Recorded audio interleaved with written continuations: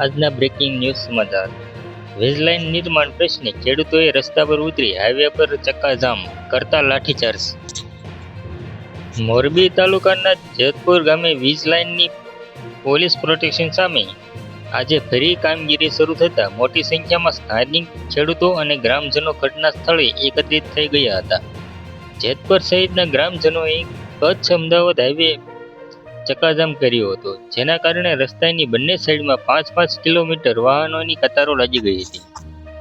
આ જે ઘટનામાં પોલીસ અને આંદોલનકારી ખેડૂતો વચ્ચે ઘર્ષણ સર્જાતા પોલીસને બળ પ્રયોગ કરીને લાઠીચાર્જ કરવાની ફરજ પડી હતી.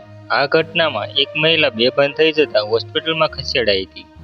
મોરબીના જેતપુર ગામે વીજ કંપની દ્વારા પોલીસના મોટા ભાગના બંદોબસ્ત સાથે કામગીરી શરૂ કરવામાં આવતા જેતપુર ગામના ગ્રામજનો અને ખેડૂતો મોટી સંખ્યામાં સ્થળ પર દોડી જઈને ઉગ્ર વિરોધ નોંધાવ્યો હતો.